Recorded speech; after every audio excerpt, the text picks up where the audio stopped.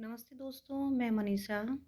जैसा कि हम चंद्रकांता उपन्यास देवकीनंदन खत्री जी का पढ़ रहे हैं, भाग एक का बयान एक हम पढ़ चुके हैं। आज शुरू करते हैं भाग एक का बयान दो। बयान दो। विजयगढ़ में क्रूर सिंह अपनी बैठक के अंदर नाजिम और अहमद दोनों अय्यारों के साथ बातें कर रहा है। क्रूर सिंह: देखो नाजिम, महाराज का तो यह ख्याल है कि मैं राजा होकर मंत्री के लड़के को कैसे दामाद बनाऊं, और चंद्रकांता वीरेंद्र सिंह को चाहती है। अब कहो कि मेरा काम कैसे निकले। अगर सोचा जाए कि चंद्रकांता को लेकर भाग जाऊं तो कहाँ जाऊं और कहाँ रहकर आराम करूं। फिर ले जाने के बाद मेरे बाप की महाराज क्या दुर्दशा करेंगे। इससे तो यही मुनासिब होगा कि पहले वीरेंद्र सिंह और उसके अय्यार तेज सिंह को किसी तरह गिरफ्तार कर किसी ऐसी जगह ले जाकर खपा डाला जाए कि 1000 वर्ष तक पता न लगे, और इसके बाद मौका पाकर महाराज को मारने की फिक्र की जाए। फिर तो मैं झट गद्दी का मालिक बन जाऊंगा और तब अलबत्ता अपनी ज़िंदगी में चंद्रकांता से ऐश कर सकूंगा। मगर यह तो कहो कि महाराज के मरने के बाद मैं गद्दी का मालिक कैसे बनूंगा, लोग कैसे मुझे राजा बनाएंगे। नाजिम: हमारे राजा के यहाँ बनिस्बत काफिरों के मुसलमान ज़्यादा हैं। उन सभी को अपनी मदद के लिए मैं राज़ी कर सकता हूँ और उन लोगों से कसम खिला सकता हूँ कि महाराज के बाद आपको राजा माने, मगर शर्त यह है कि काम हो जाने पर आप भी हमारे मज़हब मुसलमानी को कबूल करें। क्रूर सिंह: अगर ऐसा है तो मैं तुम्हारी शर्त दिलो जान से कबूल करता हूँ। अहमद: तो बस ठीक है, आप इस बात का इकरारनामा लिखकर मेरे हवाले करें। मैं सब मुसलमान भाइयों को दिखलाकर उन्हें अपने साथ मिला लूँगा। क्रूर सिंह ने काम हो जाने पर मुसलमानी मज़हब अख्तियार करने का इकरारनामा लिखकर फ़ौरन नाजिम और अहमद के हवाले किया, जिस पर अहमद ने क्रूर सिंह से कहा, अब मुसलमानों को एक दिल कर लेना हम लोगों के ज़िम्मे है। इसके लिए आप कुछ न सोचिए। हाँ, हम दोनों आदमियों के लिए भी एक इकरारनामा इस बात का हो जाना चाहिए कि आपके राजा हो जाने पर हमें दोनों वज़ीर मुकर्रर किए जाएंगे, और तब हम लोगों की चालाकी का तमाशा देखिए कि बात बात में जमाना कैसे उलट पुलट कर देते हैं। क्रूर सिंह ने झटपट इस बात का भी इकरारनामा लिख दिया, जिससे वे दोनों बहुत खुश हुए। इसके बाद नाजिम ने कहा, इस वक्त हम लोग चंद्रकांता के हाल चाल की खबर लेने जाते हैं, क्योंकि शाम का वक्त बहुत अच्छा है। चंद्रकांता जरूर बाग में गई होगी और अपनी सखी चपला से अपनी विरह कहानी कह रही होगी, इसलिए हमको पता लगाना कोई मुश्किल न होगा कि आजकल वीरेंद्र सिंह और चंद्रकांता के बीच क्या हो रहा है। यह कहकर दोनों अय्यार क्रूर सिंह से विदा हुए। बयान 3। कुछ दिन बाकी है। चंद्रकांता चपला और चंपा बाग में टहल रही है। फूलों की भीनी भीनी महक धीमी हवा के साथ मिलकर तबीयत खुश कर रही है। तरह तरह के फूल खिले हुए हैं। बाग के पश्चिम की तरफ वाले आम के घने पेड़ों की बहार और उसमें से अस्त होते हुए सूरज की किरणों की चमक एक अजीब ही मज़ा दे रही है। फूलों की क्यारियों की रविशों में अच्छी तरह छिड़काव किया हुआ है और फूलों के दरख्त भी अच्छी तरह पानी से धोए हुए हैं। कहीं गुलाब, कहीं जूही, कहीं बेला, कहीं मोतिये की क्यारियाँ अपना अपना मज़ा दे रही है। एक तरफ बाग से सटा हुआ ऊंचा महल और दूसरी तरफ सुंदर सुंदर बुर्जियां अपनी बहार दिखला रही है। चपला जो चालाकी के फन में बड़ी तेज और चंद्रकांता की प्यारी सखी है, अपने चंचल हाव भाव से चंद्रकांता को संग लिए चारों ओर घूमती और तारीफ करती हुई खुशबूदार फूलों को तोड़ तोड़ कर चंद्रकांता के हाथ में दे रही है। मगर चंद्रकांता को वीरेंद्र की जुदाई में ये सब बातें कम अच्छी मालूम होती है। उसे तो दिल बहलाने के लिए उसकी सखियां ज़बरदस्ती बाग में खींच लाई है। चंद्रकांता की सखी चंपा तो गुच्छा बनाने के लिए फूलों को तोड़ती हुई मालती लता के कुंज की तरफ चली गई, लेकिन चंद्रकांता और चपला धीरे धीरे टहलती हुई बीच के फव्वारे के पास जा निकली और उसकी चक्रदार टूटियों से निकलते हुए जल का तमाशा देखने लगी। चपला, न मालूम चंपा किधर चली गई। चंद्रकांता, कहीं इधर उधर घूमती होगी। चपला, 2 घड़ी से ज़्यादा हो गया तब से वह हम लोगों के साथ नहीं है। चंद्रकांता, देखो वह आ रही है। चपला, इस वक्त तो उसकी चाल में फर्क मालूम होता है। इतने में चंपा ने आकर फूलों का एक गुच्छा चंद्रकांता के हाथ में दिया और कहा, देखिए ये कैसा अच्छा गुच्छा बना लाई हूँ। अगर इस वक्त कुंवर वीरेंद्र सिंह होते तो इसको देख मेरी कारीगरी की तारीफ करते और मुझको कुछ इनाम भी देते। वीरेंद्र सिंह का नाम सुनते ही एकाएक चंद्रकांता का अजब हाल हो गया। भूली हुई बात फिर याद आई।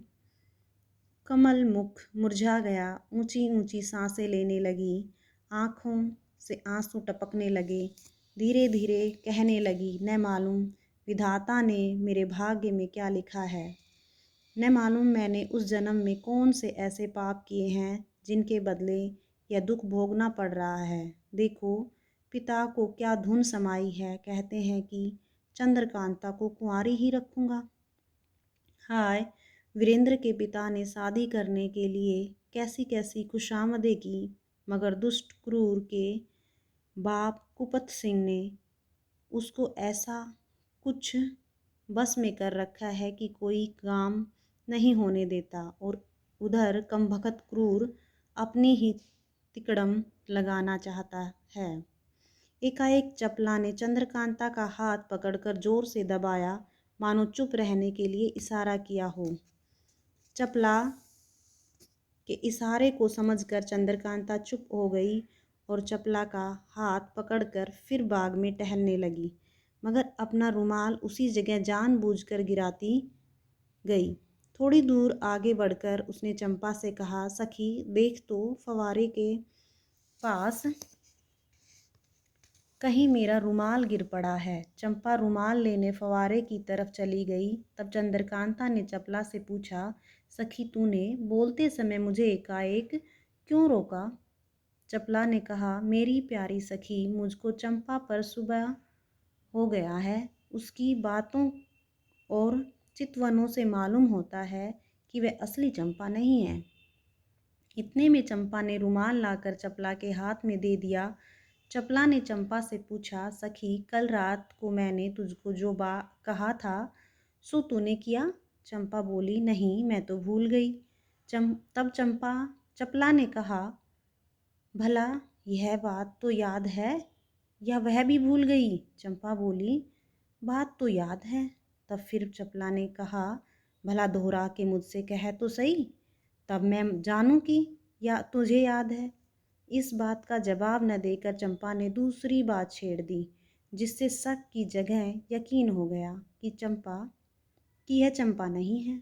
आखिर चपला यह कहकर कि मैं तुझसे एक बात कहूँगी, चंपा को एक किनारे ले गई और कुछ मामूली बातें करके बोली, देख तो चंपा, मेरे कान में कुछ बदबू तो नहीं आती, क्योंकि कल से कान में दर्द है। नकली चंपा चपला के फेर में पड़ गई और फौरन कान सूंघने लगी। चपला ने चालाकी से बेहोशी की बुकनी कान में रखकर नकली चंपा को सूंघा दी। उसके सूंघते ही चंपा बेहोश होकर गिर पड़ी। चपला ने चंद्रकांता को पुकार कर कहा, आओ सखी, अपनी चंपा का हाल देखो। चंद्रकांता ने पास आकर चंपा को बेहोश पड़ी हुई देख चपला से कहा, सखी, कहीं ऐसा न हो कि तुम्हारा ख्याल धोखा ही निकले और फिर पीछे चंपा से शर्माना पड़े। नहीं, ऐसा न होगा, कहकर चपला चंपा को पीठ पर लाद फवारे के पास ले गई और चंद्रकांता से बोली, तुम फवारे से चुल्लू भर पानी इसके मुंह पर डालो, मैं धोती हूँ। चंद्रकांता ने ऐसा ही किया और चपला खूब रगड़ रगड़ कर उसका मुंह धोने लगी। थोड़ी देर में चंपा की सूरत बदल गई और साफ नाजिम की सूरत निकल आई। देखते ही चंद्रकांता का चेहरा गुस्से से लाल हो गया। वह बोली, सखी, इसने तो बड़ी बेअदबी की, देखो तो अब मैं क्या करती हूँ। कहकर चपला नाजिम को फिर पीठ पर लाद बाग के एक कोने में ले गई, जहाँ ब्रुज के नीचे एक छोटा सा तहखाना था। उसके अंदर बेहोश नाजिम को ले जाकर लिटा दिया और अपने अयारी के बटुए में से मोमबत्ती निकालकर जलाई। एक रस्सी से नाजिम के पैर और दोनों हाथ पीठ की तरफ खूब कसकर बांधे और डिबिया से लखलखा निकालकर उसको सुखाया, जिससे नाजिम ने एक छींक मारी और होश में आकर अपने को कैद और बेबस देखा। चपला कोड़ा लेकर खड़ी हो गई और मारना शुरू किया। माफ़ करो, मुझे बड़ा कसूर हुआ, अब मैं ऐसा कभी न करूँगा, बल्कि इस काम का नाम भी न लूँगा, इत्यादि कहकर नाजिम चिल्लाने और रोने लगा। मगर चपला कब सुनने वाली थी। वह कोड़ा जमाए ही गई और बोली, सब्र कर, अभी तो तेरी पीठ की खुजली भी न मिटी होगी। तू यहाँ क्यों आया था? क्या तुझे बाग की हवा अच्छी मालूम हुई थी? क्या बाग की सैर को जी चाहा था? क्या तू नहीं जानता था कि चपला भी यहाँ होगी? हरामजादे के बच्चे, बेईमान, अपने बाप के कहने से तूने यह काम किया। देख, मैं उसकी भी तबीयत खुश कर देती हूँ। यह कहकर फिर मारना शुरू किया और पूछा, सच बता, तू कैसे यहाँ आया और चंपा कहाँ गई? मार के खौफ से नाजिम को असल हाल कहना ही पड़ा। वह बोला, चंपा को मैंने बेहोश किया था। बेहोशी की दवा छिड़ककर फूलों का गुच्छा उसके रास्ते में रख दिया, जिसको सूंघकर वह बेहोश हो गई। तब मैंने उसे मालती लता के कुंज में डाल दिया और उसकी सूरत बना ली। उसके कपड़े पहन तुम्हारी तरफ चला आया। लो, मैंने सब हाल कह दिया, अब तो छोड़ दो। चपला ने कहा, ठहर, छोड़ती हूँ, मगर फिर भी 10-5 कोड़े और जमा दिए, यहाँ तक कि नाजिम बिलबिला उठा। तब चपला ने चंद्रकांता से कहा, सखी, तुम इसकी निगाहबानी करो, मैं चंपा को ढूंढ कर लाती हूँ, कहीं यह पाजी झूठ न कहता हो। चंपा को खोजती हुई चपला मालती लता के पास पहुँची और बत्ती जलाकर ढूंढने लगी। देखा कि सचमुच चंपा एक झाड़ी में बेहोश पड़ी है और बदन पर उसके एक लता भी नहीं है। चपला उसे लखलखा सूंघाकर होश में लाई और पूछा, क्यों, मिजाज कैसा है? खा गई ने धोखा? चंपा ने कहा, मुझको क्या मालूम था कि इस समय यहाँ अयारी होगी। इस जगह फूलों का एक गुच्छा पड़ा था, जिसको उठाकर सूंघते ही मैं बेहोश हो गई। फिर न मालूम क्या हुआ। हाय हाय, न जाने किसने मुझे बेहोश किया। मेरे कपड़े भी उतार लिए, बड़ी लागत के कपड़े थे। वहाँ पर नाजिम के कपड़े पड़े थे, जिसमें से 2 एक लेकर चपला ने चंपा का बदन ढका और तब यह कहकर कि मेरे साथ आ, मैं उसे दिखलाऊं जिसने तेरी ये हालत की है, चंपा को साथ ले उस जगह आई जहाँ चंद्रकांता और नाजिम थे। नाजिम की तरफ इशारा करके चंपला ने कहा, देख, इसी ने तेरे साथ यह भलाई की थी। चंपा को नाजिम की सूरत देखते ही बड़ा क्रोध आया और वह चपला से बोली, बहन अगर इजाज़त हो तो मैं भी 2-4 कोड़े लगाकर अपना गुस्सा निकाल लूँ। चपला ने कहा, हाँ हाँ, जितना जी चाहे इस मुँहे को जूतियाँ लगाओ। बस फिर क्या था, चंपा ने मनमाने कोड़े नाजिम को लगाए, यहाँ तक कि नाजिम घबरा उठा और जी में कहने लगा, खुदा क्रूर सिंह को गारत करे जिसकी बदौलत मेरी यह हालत हुई। आखिरकार नाजिम को उसी कैद खाने में कैद कर तीनों महल की तरफ रवाना हुई। यह छोटा सा बाग जिसके ऊपर लिखी बातें हुई महल के संग सटा हुआ उसके पिछवाड़े की तरफ पड़ता था और खासकर चंद्रकांता के टहलने और हवा खाने के लिए बनवाया गया था। इसके चारों तरफ मुसलमानों का पहरा होने के सबब से ही अहमद और नाजिम को अपना काम करने का मौका मिल गया था। धन्यवाद।